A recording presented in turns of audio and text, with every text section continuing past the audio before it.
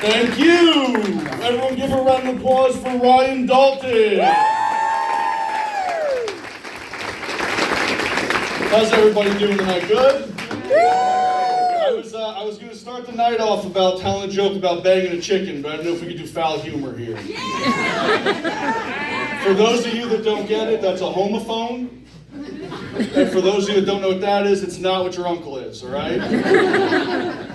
Yeah, right now in our country, we're having some dark times, you know, especially this time of year. There's a lot of people, they're angry, they're yelling, they're posting on Facebook about everything, especially about my job, which sucks. I know a lot of people are pro-ice. I'm actually anti-ice. I am a snowplow driver. Yeah, my friend...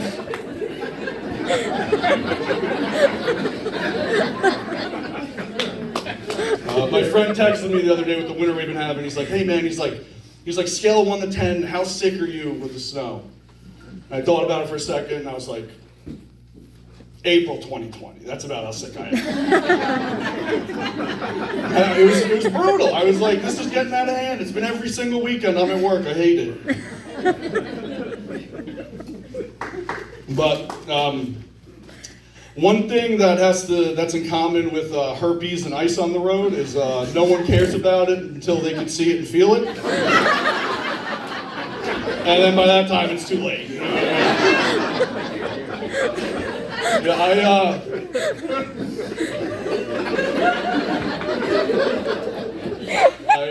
I have a municipal job.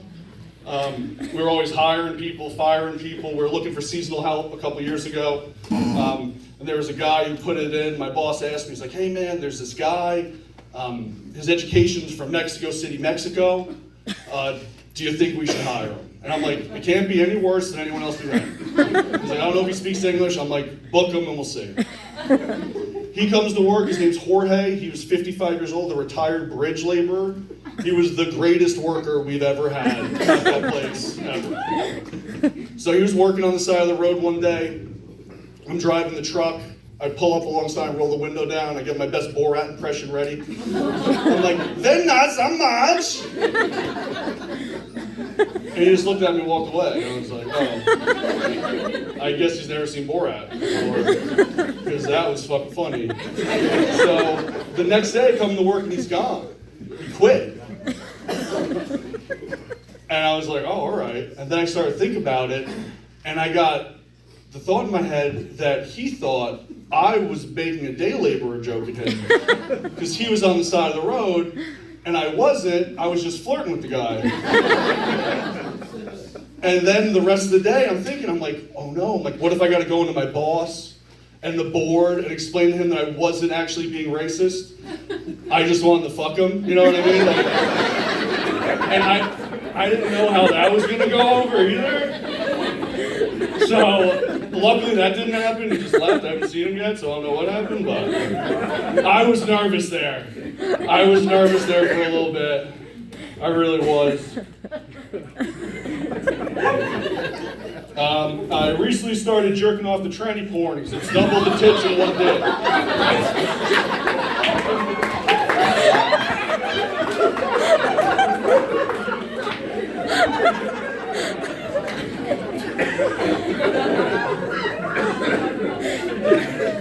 I did the math in the math man. That math is right.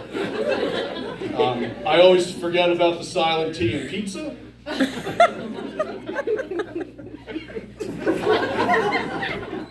And anybody the youngest one in their family? I am. I had a shitty kid growing up, a shitty childhood. I remember, one thing I remember about it was when I was a kid, we used to eat dinner, and I used to face this way. And my brother would sit here, my dad would sit here, my mom would sit here, and the TV would be behind us. And they'd all be laughing and talking about what they're watching on TV, and then I would turn around, and he'd go, turn around, read dinner. And I was like, look, you guys are watching TV, and I want to watch TV, and they're like, shut up and eat dinner. I'm like, all right. So I'm sitting there, I'm eating my chicken nuggets, my head's down. I hear on the TV, we found the victim, 22-year-old girl. She just started working for the company, she's missing a leg. Then there's the pause, and then you hear Horatio come out. Well, it sounds like she got her foot in the door. And then that Who song starts playing? No CSI Miami. Yeah, see, they know. They get it. And anyone's parents smoke cigarettes growing up? My parents smoked cigarettes. In the house, at the dinner table. Wasn't allowed to smoke at the dinner table either. In the car. Windows up. All the time. And I didn't know cigarettes smelled because my mom smoked while I was pregnant, and then I came into a hospital room that you could smoke in, and that's all I knew. So when I was 20 years old, I stayed at my friend's house for like 3 days because there was a hurricane. So I stay there, it smells like flowers. I'm like, oh, this is cool. I go home. And then I smell my house. And I was like, oh my God, this is what my house smells like. And then I realized that's what I smell like, so I must have been the kid walking around like Pigpen with just a fucking cloud around me all the time. Oh my. And I used to smoke, I quit 8 years ago. Thank you. My wife told me, she was like, if you want to have kids, you got to quit smoking cigarettes, so I did. Thank you.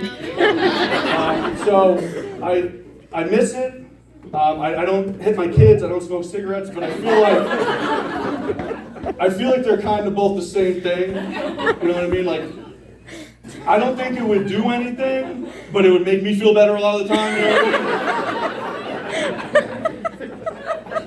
mean? Seriously though. I wish my kids were like half as useful as I tell them they are. I'm serious. They're doing something like, hey, can you clean up the floor? They pick up all their stuff. They drop half in, I got to clean the floor. Like, they didn't stop it. I just did that myself, would have been done 40 minutes ago. I'm 36, I'm still trying to figure out how to wipe my ass. I go about wiping my ass like I do vacuuming a rug. Like if you only go in one direction, there's still something left. You know what I mean? So you're going this way, and then you gotta stand up and you gotta go this way. And you look at it and there's blood, so you start rubbing it like you're trying to get a stain out of the couch.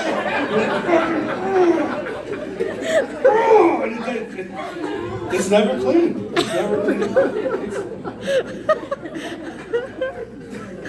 I just want to say thank you very much. My name's Tim Stein.